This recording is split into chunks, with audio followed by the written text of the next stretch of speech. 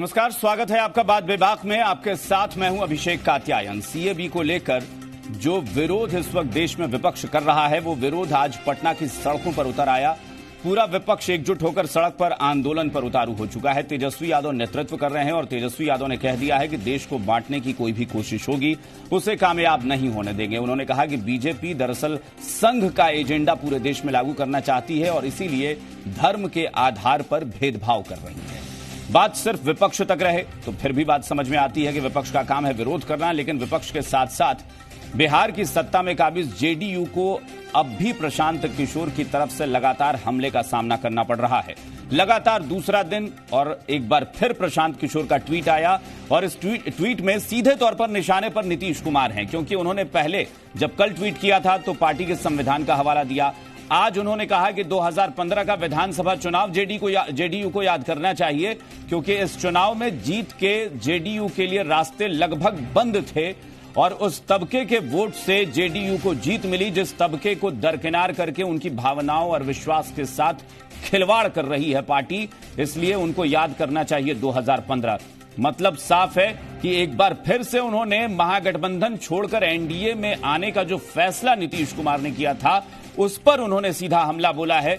अब यहां पर खास बात यह है कि इस पर अभी भी जेडीयू चुप्पी नहीं तोड़ रही है। खासतौर पर पार्टी के अध्यक्ष अब तक कुछ बोल नहीं रहे हैं। कार्रवाई होगी या नहीं ये साफ नहीं है, लेकिन राज्यसभा में जेडीयू ने अपना स्टैंड एक बार फिर क्लियर कर दिया कि सीएबी को लेकर उसका स्टैंड वही है जो लोकसभा में रहा है, उससे टस से मस नहीं होगी। यानी बीजेपी के साथ मजबूती से जेडीयू खड़ी नजर आई। आरसीपी सिंह ने साफ तौर पर कह दिया कि हमें कोई सेक्युलरिज्म की परिभाषा न बताए, हमें पता है कि हमें क्या करना चाहिए, देश हित में क्या है। और इस विषय पर चर्चा के लिए हमारे साथ जो मेहमान जुड़े हैं उनसे आपका परिचय कराते हैं। हमारे साथ बीजेपी के प्रवक्ता आनंद झा जी जुड़े हुए हैं जो अपनी पार्टी का पक्ष रखेंगे एनडीए की तरफ से। इसके अलावा जेडीयू की प्रवक्ता भी हमारे साथ जुड़ेंगी, फिलहाल अभी नहीं जुड़ी हैं। कांग्रेस के नेता आजमी बारी हमारे साथ जुड़ गए हैं, वो विपक्ष की तरफ से अपनी बात रखेंगे। और आरएलएसपी के प्रधान महासचिव माधव आनंद जी हमारे साथ जुड़े हैं विपक्ष की तरफ से, वो भी अपनी बात रखेंगे। आप सबका स्वागत है। शुरुआत आनंद जी आपसे करते हैं, चूंकि बीजेपी का स्टैंड तो सबको पता है और इस वक्त सरकार, केंद्र सरकार जिस तरह से कदम बढ़ा रही है ये भी सब जानते हैं, लेकिन जेडीयू का जो स्टैंड है आपके साथ वो किसी को रास नहीं आ रहा। ना ही जेडीयू के अंदर एक दो लोग हैं, सबको तो नहीं कहूंगा, एक दो लोग ऐसे हैं जो सीधे तौर पर बगावत के सुर बुलंद कर चुके हैं और विपक्ष बेहद आक्रामक है। बीजेपी से तो सवाल पूछ ही रहा है, लेकिन जेडीयू पर ज्यादा सवाल पिछले 2 दिन से हमला बोला जा रहा है। देखिए, मैं एक चीज आपको ध्यान दिलाना चाहता हूं कि इस बिल के विरुद्ध इमरान खान का ट्वीट आता है और इमरान खान इसके खिलाफ बोलते हैं पाकिस्तान में। तो मैं तो एक ही बात कहूंगा कि जो भी भारतीयता के समर्थक हैं, जो राष्ट्र के लिए चिंतन करते हैं, जिनको अपने राष्ट्र का, देश का, भारत का चिंता है, वो कोई भी इस बिल के विरुद्ध नहीं है।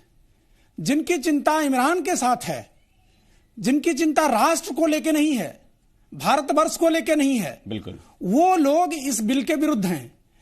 इस बिल से कहीं भी किसी भी धर्म के आधार पर में हिंदू और मुसलमान बांटने की कहीं बात ही नहीं है। इस बिल में साफ कहा गया है कि वो व्यक्ति जो मतलब अल्पसंख्यक है बांग्लादेश, अफगानिस्तान और पाकिस्तान में, और वो भी प्रताड़ित है, जब वो आते हैं तो उनकी इंटीग्रिटी को देखने के बाद 11 साल की पहले लिमिट थी, अब उसको 5 साल की गई।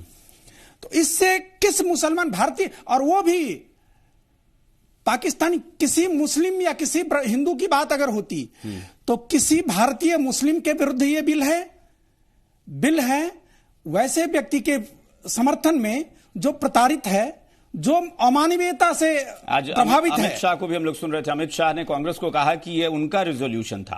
कांग्रेस ने ही कहा था कि जो भी प्रताड़ित होंगे पड़ोसी मुल्क से उन्हें हम शरण देंगे, अपने यहां नागरिकता देंगे। हाँ, 1950 में कांग्रेस का ऐसा स्टैंड था। 2012 में कम्युनिस्टों का भी ऐसा स्टैंड था। 2012 की कम्युनिस्टों की मीटिंग में भी ऐसी कही गई थी। तो क्या लगता है ये बीजेपी कर रही है इसलिए उनको तकलीफ हो गई? बीजेपी कर रही है इसलिए उनको तकलीफ है, लेकिन हर अच्छे काम के विरुद्ध पाकिस्तान को जिस तरह तकलीफ होती है उसी तरह कुर्सी, लालची, भ्रष्टाचारी लोगों को इसके विरुद्ध काम करने की मंशा जगती है। वही एक विषय है सिर्फ। ठीक है, माधव जी कुछ कहना चाह रहे हैं। माधव जी। अभिषेक जी, बड़ा आश्चर्य होता है कि इस संवेदनशील मुद्दे पे भी जो है हम भारतीयों को ही लोग पाकिस्तानी ठहरा देते हैं, पाकिस्तान समर्थक कह देते हैं। पाकिस्तानी नहीं, पाकिस्तान समर्थक। आपने बोल दिया आज इमरान खान, देखिए इमरान खान के समर्थन में आप ही अब गार्जियन हैं। मैंने इनको नहीं टोका जो है। हाँ बताइए, आप बोलिए।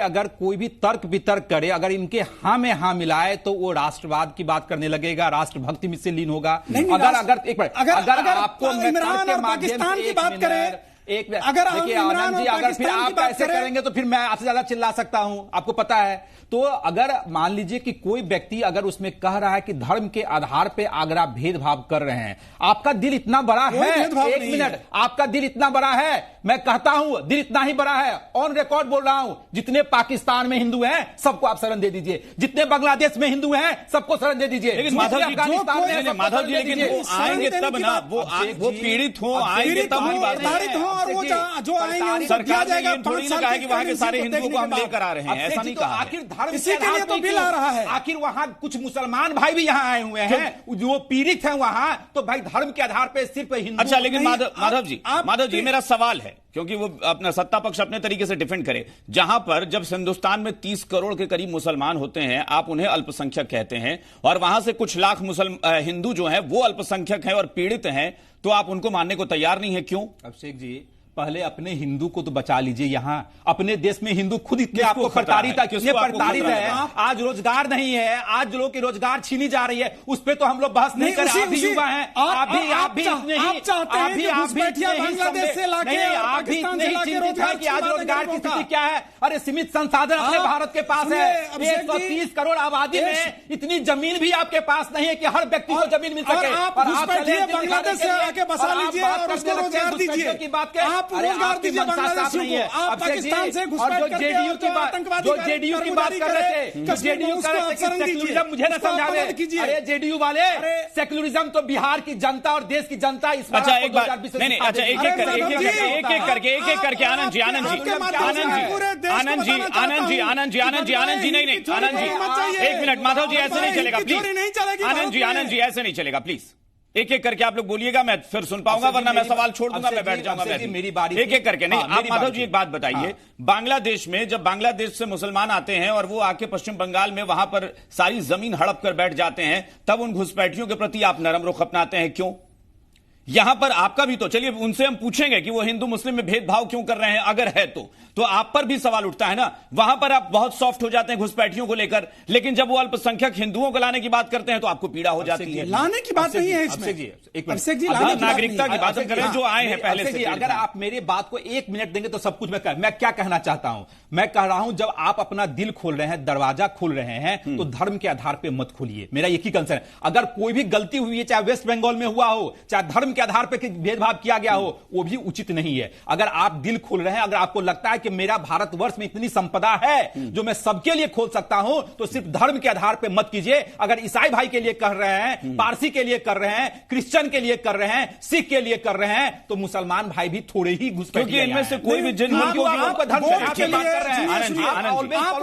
के लिए बांट रहे हैं, इसमें हिंदू और मुसलमान की कोई बात ही नहीं है, कोई बात ही नहीं है। यही कारण है कि आज हर स्टेट में आपके धर्म के आधार पर अगर होता तो सिर्फ हिंदुओं के लिए होता, हर उस तारीख के लिए है जो आप अर्थव्यवस्था की बात नहीं करेंगे, आप जीएसटी पे बहास नहीं करवाएंगे, आप व्यवस्था पे बहास नहीं करवाएंगे, आप बहास करवाएंगे तो नागरिकता और एनआरसी पे बहास करवाएंगे। माधव जी आनंद जी प्लीज नहीं चलेंगे, आनंद जी प्लीज, ये देश आज विकसित हो चुका है। आनंद जी एक मिनट, नहीं ऐसे बात नहीं हो सकती, ऐसे बात नहीं हो पाएगी, प्लीज।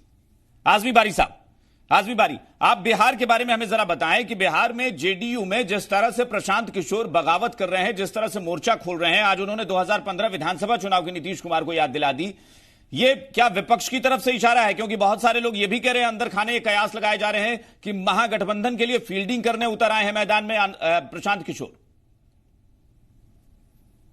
ऐसा कुछ नहीं है। आज प्रशांत किशोर जी बोल रहे हैं, मुझे आशा ही नहीं, पूर्ण विश्वास है कि आने के वाले दिनों में इस बिल के खिलाफ बहुत सारे लोग आपके चैनल में ही आकर करके और खुल के बोलेंगे। 1 मिनट खाली, मैं ज्यादा वक्त नहीं लेना चाहता हूं। एनआरसी जो हुआ था और सीएबी में क्या फर्क है? एनआरसी इन्होंने लाया था, एक हैवोक क्रिएट किया था। आसाम में इनका एनआरसी मुंह के बल गिर गया। इन्होंने 22,000 करोड़ रुपया खर्च करके एनआरसी कराया और उसके बाद वहां जो इन पर्पस था वो हिंदू मुस्लिम करने वाला, उसमें सक्सेस नहीं हुए। और उन्होंने ये किया कि जब 18,000 लोगों में 12,600 लोग हिंदू निकल गए और बाकी मुसलमान निकले, तो इनको लगा कि ये तो मकसद कामयाब नहीं हुआ। तब इन्होंने तुरंत सीएबी लाने का काम किया। सीएबी के बारे में भी हम कुछ नहीं कहते। सीएबी रिटर्न में हिंदू मुस्लिम, इस सेकुलर कंट्री में अगर आप रिटर्न में हिंदू मुस्लिम कीजिएगा, इससे बुरा वक्त और कभी देश के लिए नहीं आ सकता है। आज जो काम जिन्होंने आजादी के पहले किया था, मैं आपसे जवाब लूंगा। हम आ रहे हैं। खाली एक बात पूछना चाहते हैं आनंद जी से आपके चैनल के माध्यम से कि बहुत इंपॉर्टेंट पॉइंट है कि आज ये जो सीएबी बिल ला रहे हैं, इसका डेट फिक्स करने का आज का क्या मतलब था? आपको बता दें अभिषेक जी कि आज उन्होंने कल कैबिनेट से 3,000 करोड़ रुपया एजुकेशन डिपार्टमेंट का गवर्नमेंट ऑफ इंडिया ने वापस लिया है। जो बजट एजुकेशन डिपार्टमेंट का था, उसे 3,000 करोड़ रुपया इन्होंने वापस ले लिया। आज उसकी चर्चा कहीं नहीं हो रही है। सिर्फ उस पैसे को वापस लेने के लिए इन्होंने कैबिनेट बनाई और कैबिनेट बुला करके वापस ले लिया। और उस दिन ये बिल लाया इन्होंने, सीएबी का बिल, ताकि सीएबी पर चर्चा हो और 3,000 करोड़ रुपया जो एजुकेशन डिपार्टमेंट का कटौती हो गया, उसकी चर्चा नहीं हो। इससे गंभीर मामला नहीं हो सकता है। शिक्षा कोई मुसलमान अजमी बारी के नहीं है, माधव जी की भी है और झा जी की भी है, और उनके बाल बच्चे भी पढ़ते हैं। अब जो 3,000 रुपए कट गया है, इसका जवाब कहां से ही देंगे? ठीक है, मैं वो जवाब उनसे लेता हूं, लेकिन आजमी बारी साहब, उसमें मैं एक सवाल जोड़ता हूं कि ये जो आप कह रहे हैं ना, इससे ही सियासत की बू आने लगती है। आप जो बता रहे हैं कि इसलिए किया गया कि इसकी चर्चा कहीं ना हो, तो जरा मैं पूछूं कि विपक्ष आज मैदान में जब उतरा तो वो गवर्नमेंट ने पैसे वापस ले लिए, इसके लिए आप सड़क पर क्यों नहीं आ गए? आप सीएबी के लिए सड़क पर क्यों आए? एकदम तब आपको ये, आपकी ये सोच, आपका ये आदर्श, ये सिद्धांत कहां गए थे? कात्यायन जी, मैं भी विपक्ष में हूं। मैं भी आपके चैनल के माध्यम से इस बात को उठाने चैनल के माध्यम से क्यों? और सड़क पर जो उतरे थे आपके नेता लोग, ये लोग क्यों नहीं शिक्षा पर बात कर रहे थे? ये लोग शिक्षा पर क्यों नहीं बात कर रहे थे? इनको भी सीएबी की रट क्यों लगी थी? कतान जी, आपके जैसे पत्रकारों ने ही इस चीज को उजागर किया है, फेसबुक के माध्यम से उजागर तो हमने हुआ कहा है। था, हमने कहा था तेजस्वी यादव को, हमने कहा था मदन मोहन झा को कि आप सीएबी पर मोर्चा खोलें और एजुकेशन पे बात ना करें। नहीं, हम ये कह रहे हैं कात्यायन जी कि आप ही जैसे पत्रकारों ने इस चीज को उजागर किया है, जो शिक्षा की कटौती हुई है, ये गंभीर मामला है। और मैं तो कह रहा हूं कि आपका अधिकार एकदम तैयार है। अभी हुआ है, इस पर मोर्चा खोलते, आप सरकार को घेरते। हम लोगों को किसी भी अच्छे लोगों को ये जानकारी नहीं थी कि ये 3,000 करोड़ रुपया शिक्षा विभाग का बजट से काट लिया गया है। ये किसी को आने वाले दिनों में देखिएगा, इस पर चर्चा होगी। उसका जवाब मैं लेता हूं आनंद झा जी से। आनंद झा जी, और एक सेकंड कर, जो आजादी के पहले जिन्ना साहब ने किया था 2 नेशन थ्योरी, आज वही काम नरेंद्र मोदी जी और अमित शाह जी कर रहे हैं। हम उनसे हाथ जोड़ के आपके चैनल के माध्यम से आग्रह करते हैं कि जो काम जिन्ना करके चले गए, वो काम को अब दोहराइए नहीं। ये मौलाना आजाद गांधी जी का देश है, इसको गॉडसे का देश न बनाइए, वीर सावरकर का देश न बनाइए, ये मेरा आग्रह है। और मैं बार बार कह रहा हूं कि उस जवाब के साथ साथ ये भी बताइए कि जेडीयू जिन मुसीबतों से जूझ रही है, उसका क्या होगा? क्योंकि आपके सहयोगी दल हैं, आपका साथ तो उन्होंने दे दिया, लेकिन भुगत रहे हैं वो, क्योंकि उनके अंदर खाने बगावत हो गई है। और एक नहीं, कई सारे नेता पिछले 2 दिन में बोल रहे हैं। अभी वो सत्ता में रहना चाहते हैं। मैं पहले आप जेडीयू पे ही जवाब, सभी कुकर्मों के साथ। हाँ, आजमी बारी साहब जवाब ले लें एक बार।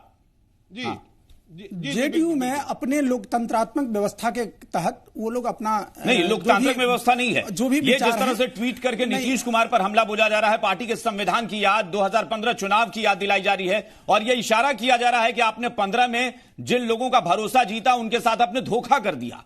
ये बताया गया।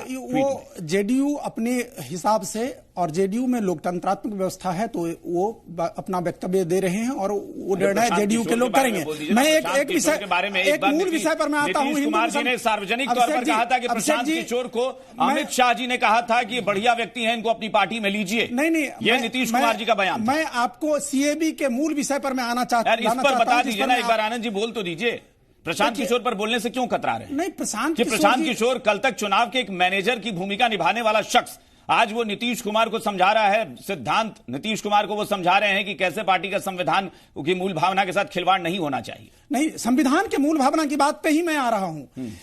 प्रशांत जी या कोई भी ऐसे व्यक्ति जो संविधान की बात करते हैं, तो संविधान में कहीं पे भी citizen of India, we the people of India कहा गया है।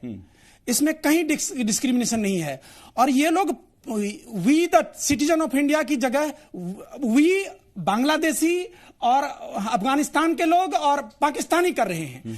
इसमें यहां होर मची हुई है कि किस तरह अल्पसंख्यकों का वोट भारत में लें। उस होर के कारण ये लोग डिवाइड कर रहे हैं। किसी भी भारतीय मुसलमान के विरुद्ध या भारतीय किसी भी अल्पसंख्यक के विरुद्ध इस बिल में एक भी पंक्ति हो, एक भी शब्द हो तो आप बताएं।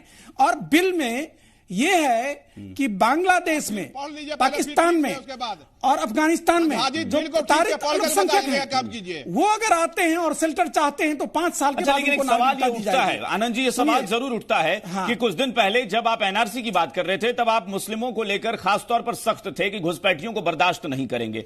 आज जब आप कह रहे हैं कि नागरिकता देंगे हम अल्पसंख्यकों को, पीड़ितों को, तो मुसलमान भी तो पीड़ित हो सकते हैं और वो हैं, बहुत सारे हैं जो आए हुए हैं। क्यों आप उनको निकालने की वकालत क्यों कर रहे हैं? इन्हीं लोगों से पूछता हूं, माधव जी से पूछता हूं। आप ये भी तो कर सकते हैं कि अब आप अपनी चौहद्दी को आप इतना मजबूत बनाए कि कोई घुसपैठिया ना आए। कश्मीर में इतनी हत्याएं होती हैं मुस्लिमों के द्वारा और मुस्लिमों की ही हत्या होती है। ये लोग कभी भी अपना स्टेटमेंट एक देते हैं क्या? कभी भी पक्ष में खड़े रहते हैं? दूसरी बात मैं बताता हूं कि पूरी दुनिया में आज रिफ्यूजीज की बात करते हैं ना, रोहिंग्या आए, पूरी दुनिया में 56 कंट्रीज इस्लामिस्ट थे। क्यों नहीं उसको सब लोग इंपोर्ट करके और ले लिए? कोई भी लेने को तैयार नहीं था, सिर्फ भारत में ही लोगों ने एक्सेप्ट किया। और बांग्लादेश में भी मतलब भारत के प्रधानमंत्री और भारत के डिप्लोमेटिक स्तर पर में हस्तक्षेप करने के बाद बांग्लादेश भेजे गए थे कुछ रोहिंग्याओं को। तो यदि भारत में शेल्टर की भी बात होती है तो भारत में पहले भी शेल्टर मिला है और आज भी मिलता है। लेकिन इन लोगों को वोट की राजनीति करनी है, बांटना है, और इसमें किसी भी भारतीय मुसलमान के विरुद्ध एक भी शब्द नहीं है। ये लोग इसलिए ये पैदा करते हैं कि भयभीत होकर सब मुझे वोट दे। लेकिन मैं आगाह करना चाहता हूं कि पाकिस्तान की भाषा ना बोलें, गजबाए हिंद की भाषा ना बोलें। आनंद जी, उसका जवाब अब तक नहीं मिला कि अगर मुसलमान भी बड़ी तादाद में है हमारे देश में, आप जिनको निकालने की बात कर रहे थे, नहीं, एक मिनट, आप भारत में जगह थी कि नहीं थी? अब की बात करिए ना, पहले थी कि छोड़िए। आपने जब एनआरसी की बात की, आपने निकालने की बात है, आपने निकालने की बात की, तो आप ये भी तो कर सकते हैं कि जो गलतियां पहले हुई हम उन्हें रोक देंगे, लेकिन जो आ गए हैं उन्हें हम अपने यहां दे देंगे आसरा। ये भी तो कर सकते थे। ऐसे किसी भी घुसपैठियों को हम जगह नहीं देंगे। हमारे यहाँ सिर्फ मुस्लिम, अच्छा मैं वही पूछ रहा हूं कि सिर्फ मुसलमान ही घुसपैठिए हैं, ये आपने तय कर लिया है? नहीं, ऐसा नहीं है।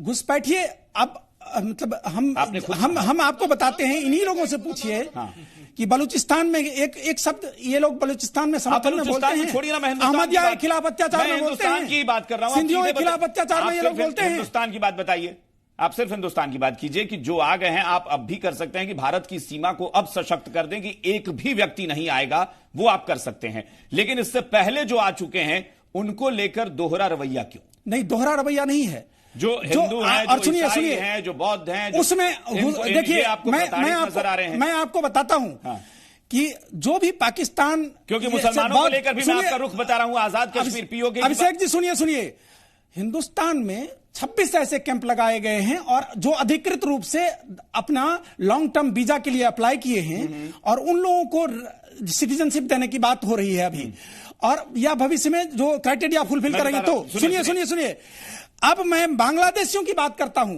कि ऐसे बांग्लादेशी कोई अधिकृत रूप से अप्लाई न किया है और ना ही उस कैंप से कहीं से सीधा जवाब आप दे सकते नहीं देना चाहते। आप पीओके जिसे कहते हैं उसे पाकिस्तान आजाद कश्मीर कहता है, लेकिन वहां को आप कहते हैं कि नहीं, वहां के मुस्लिम हैं, हम उन्हें हिंदुस्तान में रखेंगे, हमारा कश्मीर हमारा है। लेकिन इधर जब आते हैं आप पूर्वोत्तर राज्यों की तरफ, तब आप कहते हैं कि नहीं ये घुसपैठिए हैं, लेकिन हिंदू घुसपैठिए नहीं है, घुसपैठिए नहीं है। आप मैं कहता हूं कि वही आप बात करते हैं ना, पारसी, ईसाई, सिख, बौद्ध और हिंदुओं की, वो लोग जो आए तो उन्होंने अप्लाई किया कि हमको यहाँ रहने दिया जाए और ऐसे 26 कैंप लगाए गए। आप बांग्लादेश से जितने लोग आए हैं किसी एक ने अप्लाई कर किया तो रिकॉर्ड बताइए, दिखाइए आप। माधव जी, आपने बहुत वक्त दिया और उन्होंने जवाब तो दिया नहीं भाई, सवाल उनसे ही पूछना पड़ेगा, क्योंकि बीजेपी के मैनिफेस्टो जो है ना संविधान से ऊपर नहीं है। अगर बीजेपी अपने मैनिफेस्टो में कहा था 2014 या 2019 जब भी कहा था तो कोई संविधान से ऊपर नहीं, अपने संविधान में धर्म के आधार पर भेदभाव की बात नहीं कही गई है।